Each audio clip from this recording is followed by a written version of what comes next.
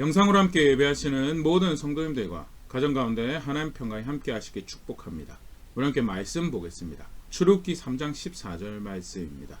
출애굽기 3장 14절 말씀 우리 함께 읽겠습니다.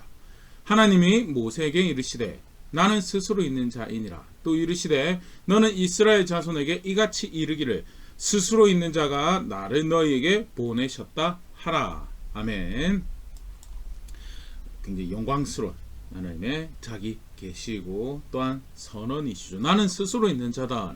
나는 과거에도 나였고 현재도 나고 미래에도 내 모습 그대로 있을 것이고, 그래서 나는 내가 하고자 한 바, 과거에 한 이야기를 지금도 하고 있으며 미래에도 내가 하고자 하는 일을 할 수 있는 존재다라고 강력하게 선언하시는 사건이, 특별히 이스라엘 백성과 구원과 관련하여서 약속한 구원을 내가 이룰 것이다 라는 것을 분명하게 확인하고 있는 그런 하나님의 자기 계시인데요. 오늘 출애굽기 3장 4장에 기록되어 있는 하나님께서 모세를 부르시는 그 장면 함께 살펴보며 또 우리가 살아내야 될 신앙에 대해서 함께 생각해 보도록 하겠습니다.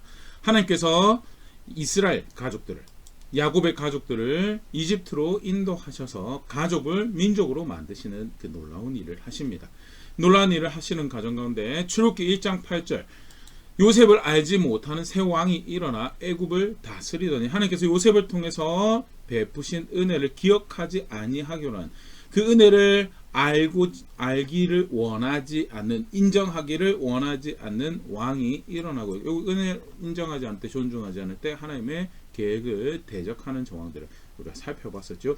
하나님은 이스라엘 가족을, 야곱의 가족을 민족으로 만드시는 그 일을 하고 있는데, 그것을 어떻게 하든 먼저는 불필요한 두려움, 하나님 입장 관점에서 생각하지 않으니까 하나님부터 오지 않은 두려움이 생기고요. 그래서 그 두려움을 해서 하나님 대적하는 선택을 만들죠. 하나님은 민족을 만드시고 계신데 어떻게 해서 그들을 소멸하기 위해서, 그들을 약하게 만들고 소멸하기 위한 꾀를 사용하게 되고, 그러나 하나님이 신실한 사람들을 세우셔서 계속해서 하나님 일을 행해 가시고, 특별히 그 가운데 한 레위인의 부부를 선택하셔서 모세라는 아이가 준비되도록 그렇게 하시죠.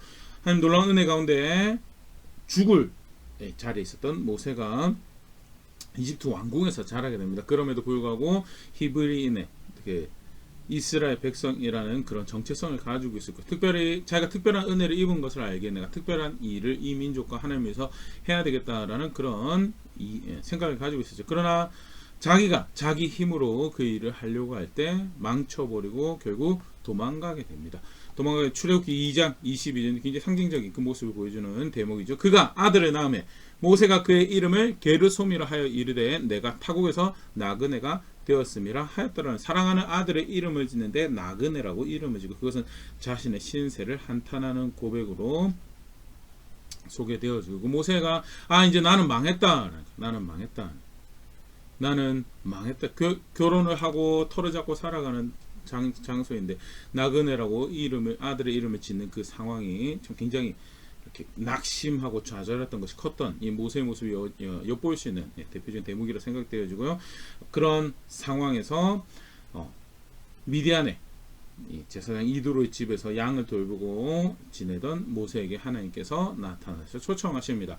출애굽기 3장 1절 말씀인데요. 모세가 그의 장인인 미디안 제사장 이드로의 양떼를 치더니 그 떼를 광야 서쪽으로 인도하여 하나님의 산 호렙의 이름의 양떼를 돌보는데 호렙산에 이르게 됩니다. 여기서 호렙산은 나중에 신의 산이요, 같은 산이죠. 호렙에 이르게 되는데 그때 굉장히 흥미로운 장면을 목격을 하게 됩니다. 출애굽기 3장 2절, 여호와의 사자가 떨기나무 가운데서부터 나오는데 불꽃 안에서 그에게 나타나시니라. 그가 보니 떨기나무에 불이 붙었으나 그 떨기나무가 사라지지 아니하는지라. 여기서는 나무라고 한국말로 번역되어 있는데 영어로는 부쉬라고 가시덤불 같은 거 생각하시면 좋을 것 같은데요.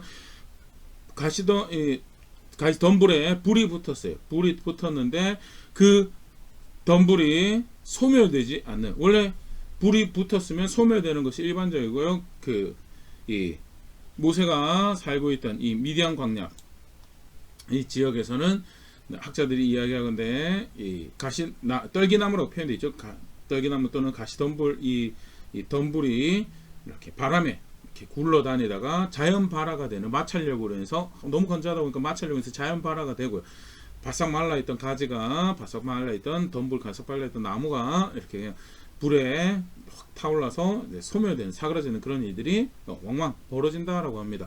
그래서 사실은 그렇게 사라지는 거였으면 그 모세의 관심을 끄지는 않을 텐데 그냥 불이 또 나는 모양이다라고 봤을 텐데 굉장히 흥미롭게 좀 전에 읽었던 말씀에 불이 붙었는데 그 나무가 소멸되지 않더라. 불이 붙었는데 그 덤불이 소멸되지 않더라. 3절 이에 모세가 이르되 내가 돌이켜 가서 이 큰 광경을 보리라. 떨기나무가 어째 타지 아니하는고 하니 불이 붙었는데 소멸되지 않는 나무의 모습을 보고 모세가 가까이 가게 되고 보게 되는데요. 유대 전통에서는 이 불붙은 떨기나무를 자신들의 이 모습으로 그렇게 이렇게 이야기하면 상징으로 이렇게 상황, 이 환란 가운데 어려운 가운데 마치 불이 붙은 것과 같은 상황에서도 하나님 보호하심으로 은혜로 소멸되지 않고 있었던 당시 자신의 민족들의 모습 또는 그 자신들의 모습을 상징하는 바싹 마른 떨기나무에 하나님이 불로 상징되지 하나님 함께 하셨던 그런 모습들 그런 것을 이제 상징한다라고 그렇게 또 해석을 하기도 하는데요. 분명한 것은 불붙은 떨기나무가 모세의 눈길을 끄게 되고 그때 가까이 다가오는 모세에게 하나님께서 말씀하십니다. 4절 여호와께서 그가 보려고 돌이켜 오는 것을 보신지라 하나님이 떨기나무 가운데서 불을 불러 이르시되 모세야 모세야 하심에 그가 이르되 내가 여기 있나이다. 하나님께서 모세에게 말씀하시고요. 5절 하나님이 이르시되 이리로 가까이 오지 말라. 네가 선 것은 거룩한 땅이니 내 발에서 신을 벗어라. 가는 모세에게 관심을 끌어서 오게 하셨죠. 그러나 오지 말라라고 한 것은 함부로 하지 말라는 것을 의미하고요. 그 다음에 설명이 됩니다. 거룩한 땅이다. 하나님 거룩하신 분이시고 그래서 하나님께서 하나님 임재를 나타내신 그 자리가 거룩한 곳이다. 결국 사실 하나님 앞에 서기 때문에 그런 장소가 되는 거죠. 그래서 발에서 신을 벗으라라고 명령하시는 말씀이 등장을 하고 있는데요. 발에서 신을 벗는 것은 존중이 아주 대표적인 의미죠. 요즘도 학자들이 대표적인 예로 그 모스크에 들어갈 때 무슬림들이 신발을 벗죠. 신성한 것, 거룩한 것, 또 장소에 대한 존중의 마음으로 신발을 벗는데요. 근데 단순히 그냥 신성합니다, 존중합니다 수준의 그 발에 신발을 벗는 것은요. 결국 사실은 최상의 존중을 하는 것은 결국 순종을 이야기하는 여기서 발에 신을 벗으라는 것은 실제로 겉모습으로 신을 벗지만 결국 하나님 앞에서 무릎 꿇어라 또 내가 인도한 대로 가자라는 그런 초청에 비슷한 예를 사실 여호수아에도 볼 수 있죠. 하나님께서 여호수아에게 나타나셔서 신발에 신을 벗기시고요. 그리고 나서 여리고를 돌 것에 정말 말도 안 되는 전략을 말씀하시면서 하나님의 승리로 여호수아를 초청하시고 여호수아가 그것에 순종해서 자신의 승리를 얻어내는 그런 장면들이 등장을 하게 되는데요. 신발을 벗는다는 게 결국 그런 의미고요. 모세에게 나타나셔서 하나님께서 80이죠. 40세에 사고치고 이집트에서 도피해서 미디안 광야에서 80이 된 모세에게 실패하고 난 끝났다라고 생각하는 더 이상 나에게 이제 뭔가 볼 것이 없다라고 생각한 그 모세에게 나타나셔서 신발을 벗으라라고 하고 초청하시는 그 하나님이고 대표적인 하나님 거룩하신 분이신 것을 또한 이렇게 부각이 되어지는 그런 장면이 펼쳐지는데 그러고 나서 하나님께서 모세에게 하시는 말씀이 내가 내 민족의 신음소리를 듣고 보고 알고 있고 그래서 내가 구원을 행하고자 한다라고 하시면서 그러면서 하시는 말씀이 뭐냐 체로기 3장 9절 말씀입니다. 이제 가라 이스라엘 자손의 부르짖음이 나에게 달하고 애굽 사람들이 그들을 괴롭히는 학대도 내가 보았으니 부르짖음이 나에게 달하고 내가 학대도 보았으니 뭐라고 하시냐면 가라고요. 모세에게 가라고. 그러면 10절 이제 내가 너를 바로에게 보내어 너를 내 백성 이스라엘 자손을 애굽에서 인도하여 내게 하리라. 그래서 하나님께서 이스라엘 백성들의 힘듦을 어려움을 그 도움이 필요한 그 상황을 하나님께서 듣고 보고 알고 계신다라고. 그래서 내가 이제 건져내려 한다라고 하는데 모세를 통해서 그 일을 하시겠다라고 지금 말씀하시는 정황들.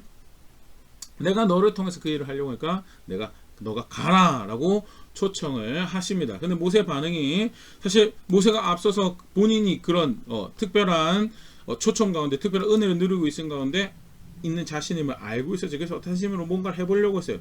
사실 그런 열정과 그런 결단을 했던 모세고요.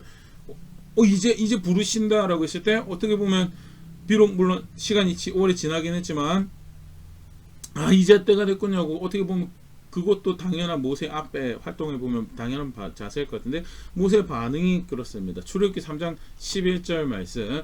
모세가 하나님께 아뢰되 내가 누구이기에 바로에게 가며 이스라엘 자손을 애굽에서 인도하여 내리까.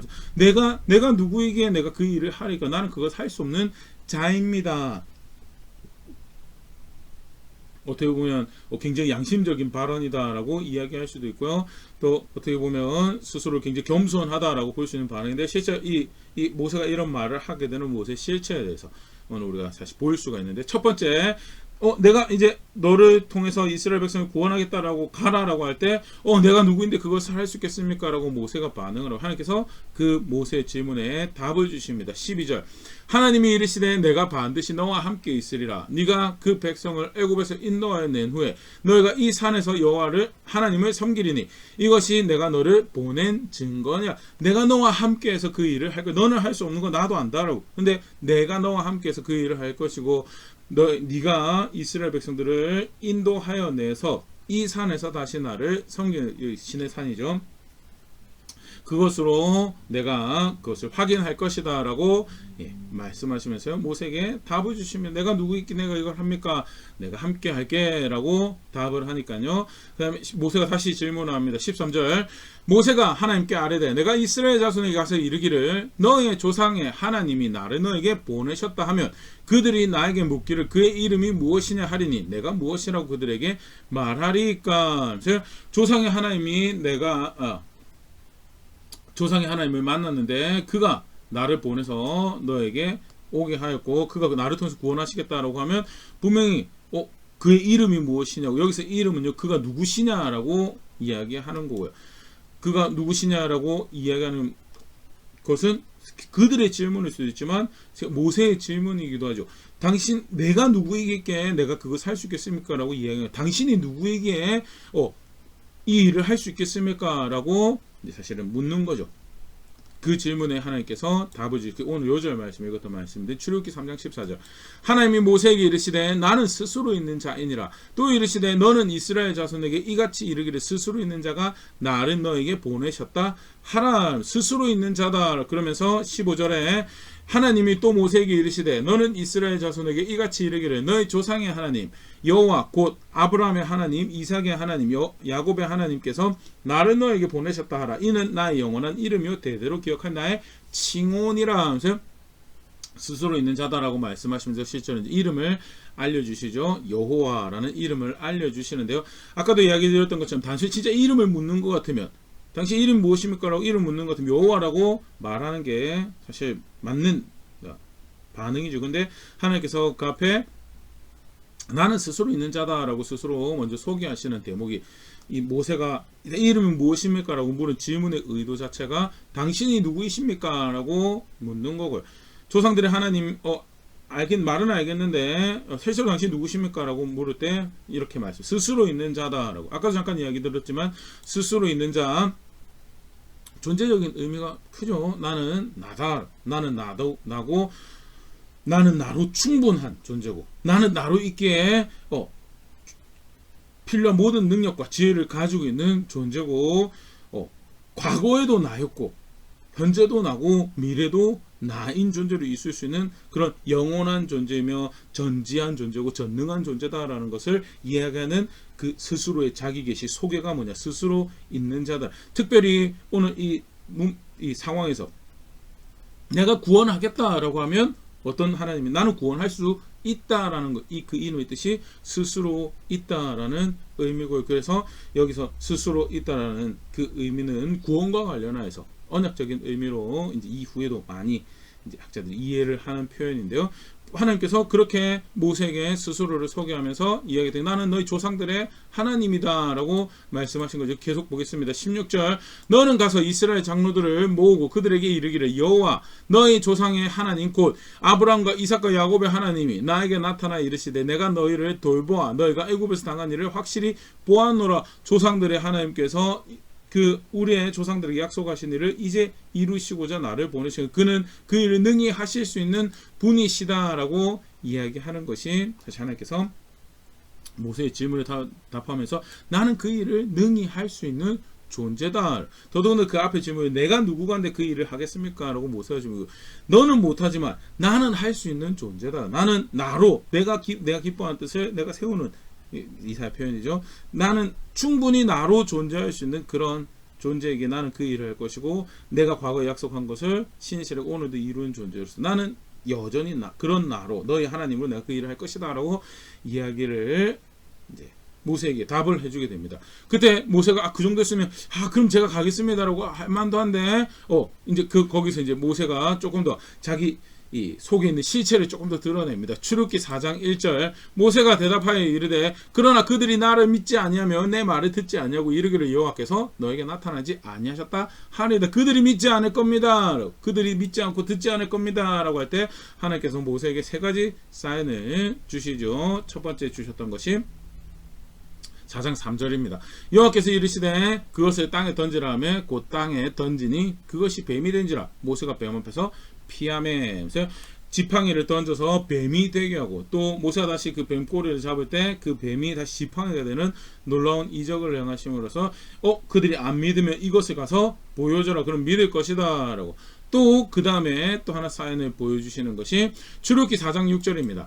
여호와께서 또 그에게 이르시되 너의 손을 품에 넣으라 하시매 그가 손을 품에 넣었다가 내어보니 그의 손에 문둥병이 생겨 눈같이 된지라. 손을 품에 넣으니까 나병이 생기고 다시 품에 넣으니까 그 나병이 걸렸던 손이 다시 깨끗하게 병이 낫는 그런 일이 발생하면서 첫 번째 믿지 않으면 이것을 보여줘라.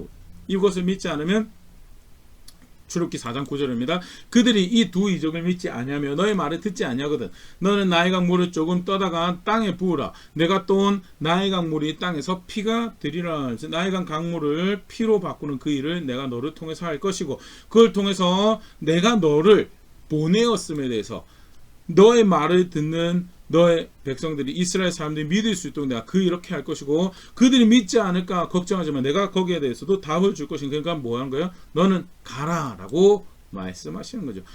모세가 또 조금 더 또 거기 더 노골적으로 이제 자기 속내를 드러냅니다. 출애굽기 4장 10절 말씀입니다. 모세가 여호와께 아뢰되 오 주여 나는 본래 말을 잘 하지 못하는 자니이다.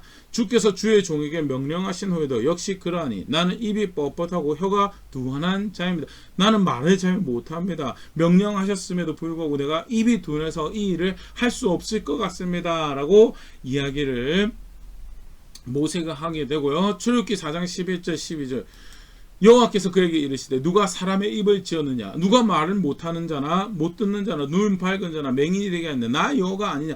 말을 잘하는 자도 말 못하는 자도 하나님이 되게 하였고 입을 누가 지었냐 하나님이 지었다라고.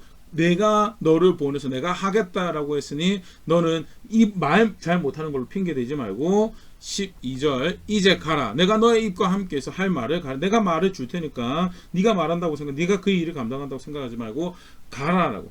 가서 순종해서 그 일을 하라라고 말씀하신 정황이 펼쳐지고요. 모세가 이제 직접적으로 자기 속내를 이야기합니다. 4장 13절 모세가 이르되 오 주여 보낼 만한 자를 보내소서 나는 아닙니다. 갈 만한 사람 시키십시오. 사실 모세가 우리가 쭉 모세 5개의 질문을 연달아 쭉 살펴봤는데 굉장히 사실 놀라운 초청이죠. 불이 붙었는데 소멸되지 않는 가시덤불, 영어로 버닝 부시라고 그러는데요. 떨기나무에 하나님께서 그렇게 임하셔서 모세를 초청하시고 신을 벗으라라고. 그리고 내가 너희 조상의 하나님으로서 내가 이제 너희 백성들을 구원하려고 하니 네가 가서 그 일을 하라라고. 내가 그 일을 하게 하겠다라고 하시는데 5번의 교육.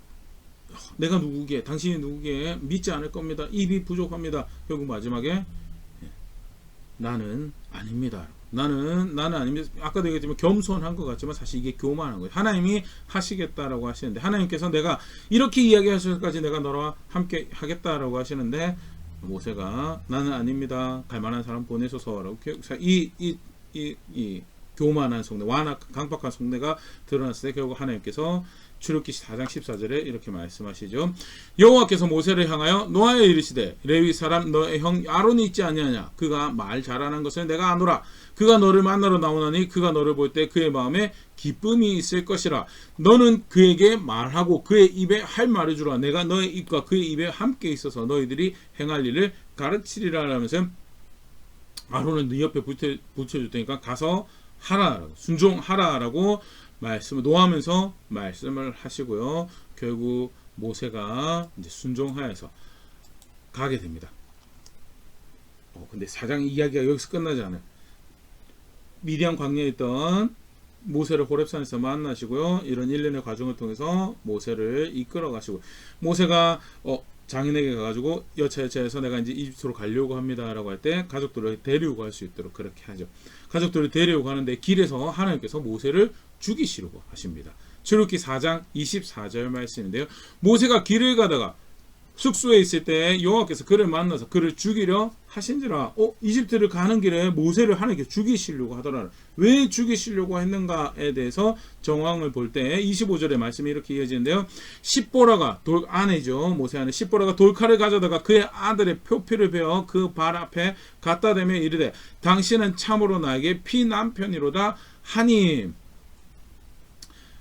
모세가 그 일로 인해서 급하게 자신의 아들의 할례를 행하게 되죠. 할례를 행하면서 26절 여호와께서 그를 놓아주시니라. 그때 십보라가 피남편이라 함은 할례 때문이었더라. 모세가 하나님께서 모세를 죽이시려고 한 것은 모세의 아들이 할례를 받지 않았더라. 할례는 하나님께서 아브라함에게 제정해 주신, 아브라함에게 너의 후손이 내 백성이라는 징표로 제정해 주신 예식이죠. 성계 표피를 제거해서 하는 백성입니다라고 특별하게 가지고 있는 표징인데, 모세가 자기 아들한테 그것을 하지 않았고요. 정황상 볼 때 아들의 목숨이 경각에 놓인 것이 아니고 모세 자신의 목숨이 경각에 놓여 있고, 하나님께서 그 행동을 십보라에게 요구한 것으로 볼 때 그 아들이 할례를 받지 못한 것은 모세의 그 영향보다는 십보라가 하지 못하게 한 거고, 결국 십보라가 행동을 취할 수 있도록 하나님께서 그에게 행동을 요청하신 거고, 모세 생명을 가지고 요청하신 거고, 모세 십보라가 거기 순종하고, 그렇게 해서 너는 나에게 피남편이다라는 그런 이야기가 등장을 하게 되고요. 26절 아까 읽었던 대로 십보라가 이제 할례한 아들이 데리고 다시 이제 장인에게 처가로 다시 돌아가고, 모세만 이제 이집트로 내려가게 되는 그런 일이 발생을 하는데요.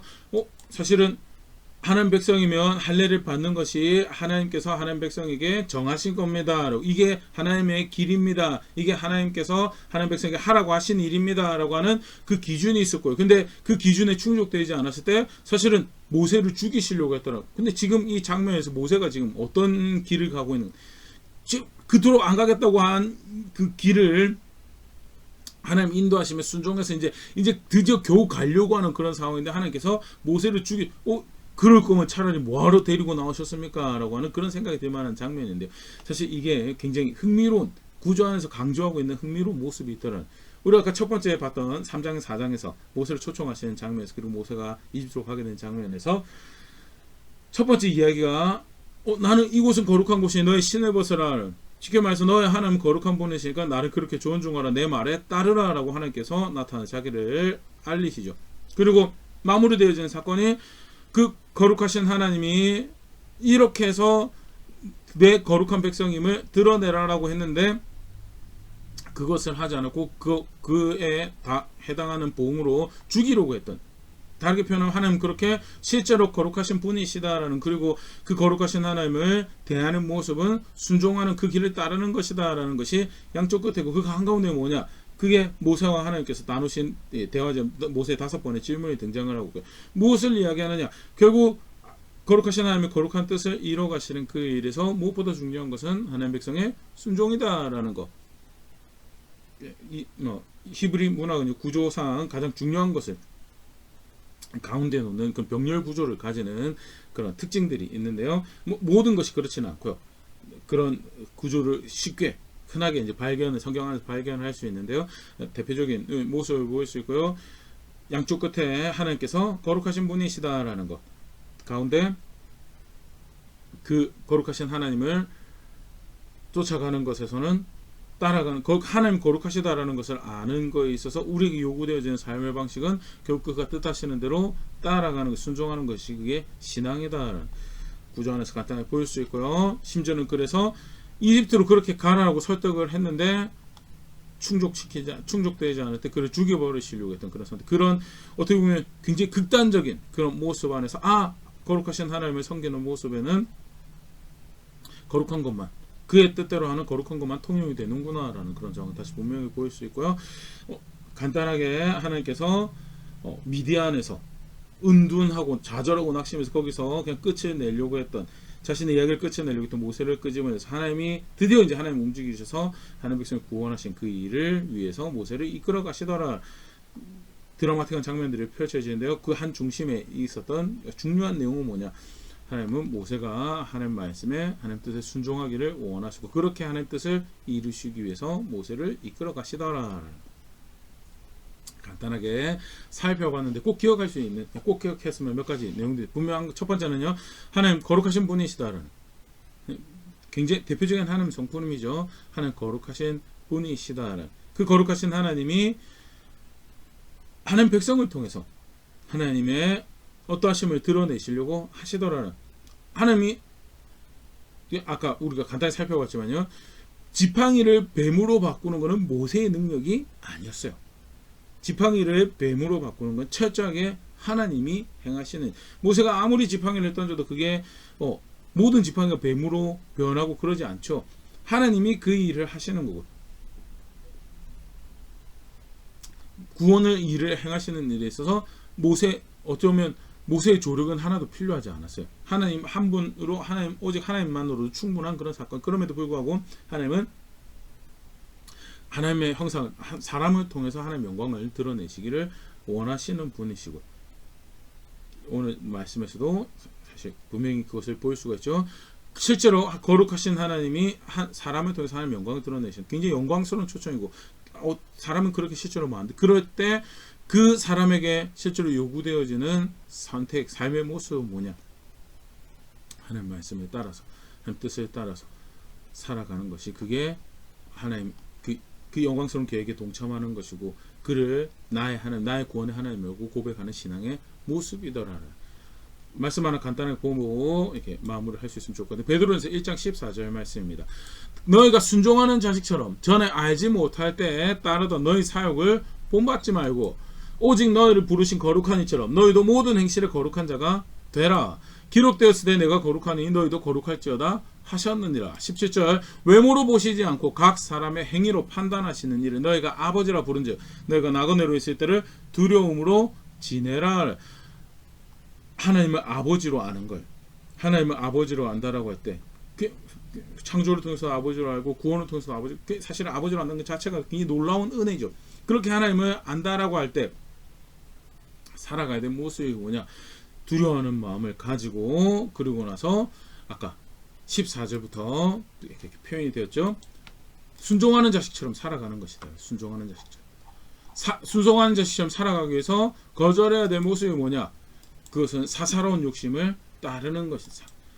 순종하는 자식처럼, 아버지를 아는 자식처럼 그렇게 높고 위대하신 그 뜻이 구원인 것을 아는 백성처럼 살아가기 위해서 거절해야 될 것은 사사로운 것을 거절하는 것이고, 반대로 그 하나님을 아는 백성처럼, 자녀처럼 살아가는 모습은 거룩한 것을 만드는, 고백하는 자리에 있어야 되는 거죠. 모든 것이 거룩한 자, 그 거룩한 것을 만들어내는 자리는 뭐냐?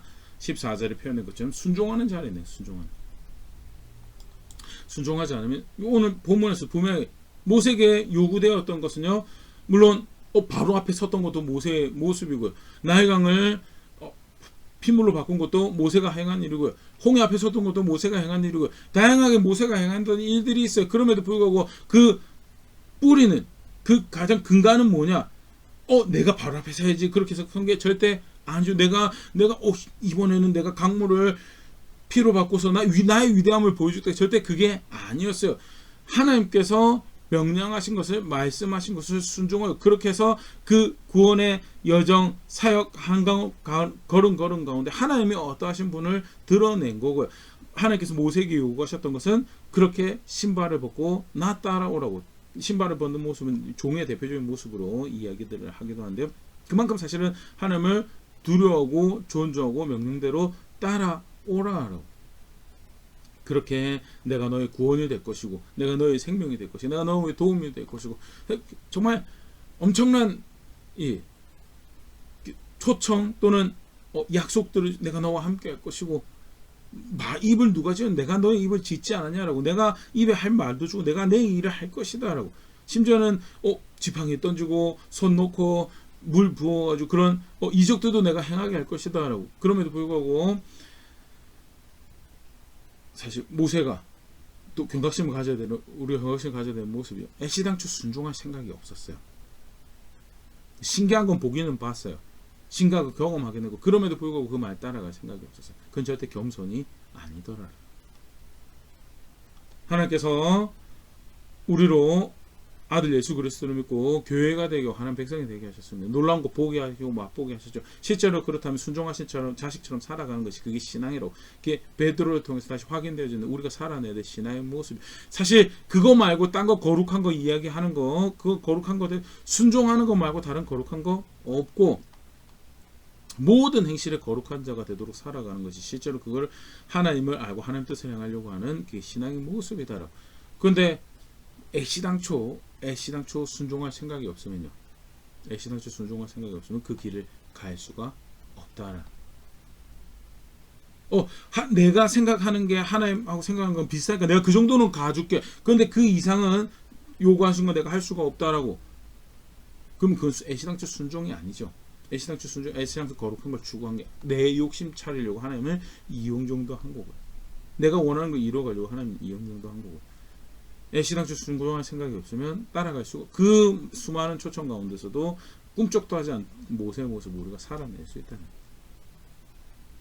반대로 우리가 진짜 구원하신 하나님을 안다라고 나의 아버지 되신 하나님을 안다라고 그가 거룩하신 분이시고 그가 나를 거룩하게 하신 분이신다는 걸 알 때는요. 어떻게 해서든 순종하고 그가 기뻐하시는 뜻이 그가 원하시는 뜻이 그가 나에게 바라시는 것들이 이루어지는 것이 내게 생명이고 내게 구원 그거 내가 즐거워하면 내가 기뻐합니다. 살아내는 것이 그게 신앙의 모습이고요. 이제 다음 주부터 이제 다음부터 또 모세 이야기를 살펴볼 때 그런 부분을 더 보게 될 터인데요. 오늘 말씀 가운데 다시 한번 볼 수 있으면 좋을 것 같습니다. 거룩하신 분으로 안다라는 거. 그가 그렇게 구원이 되시고 거룩하게 하신 분이라는 거 안다라는 것을 결국 내가 신발을 벗고 순종한 자리에 가는 존재적으로 낮아져서 그 뜻이 내가 살아갈 때 그 말씀 내가 걸어갈 길입니다. 그렇게 살아가는 게 신앙인데 실제로 나는 어떻게 살아가고 있는가 말씀을 다시 정직하게 한번 돌아볼 수 있으면 좋을 거고요. 스스로 있는 자다라고 하시고 백성의 구원이 되셨고요. 이스라엘 구원만 되신 것만 아니라 약속하신 대로 모든 것을 이루셔서 아브라함의 우선이 복의 근원이 되도록 하셨고 아브라함의 우선 예수 그리스도를 보내서 예수님 보내셔서 우리 내가 계획한 대로 구원한다라고. 여자의 후손을 통해서 원수의 머리를 깨뜨리는 그 일을 내가 하겠다고 하니 내가 그 약속을 주었던 나로 내가 그 일을 이룬다라고 하시고 그를 믿는 자에 그 안에 있다라고 한 자에게 거룩하게 하시는 그 일을 행하시는 놀라운 은혜를 맛보았다면 분명히 걸어갈 길이 있다라는 것. 규정하신 대로 걸어내며 겸손하게 배우고 살아내며 내가 그 구원을 압니다. 내가 그 생명을 압니다. 내가 그 하나님을 압니다라는 고백을 만드는 자리에 있는 제가 될 수 있으면 좋을 거고요. 그렇게 함께 성숙해져가는 우리 교회 될 수 있으면 좋을 것 같습니다.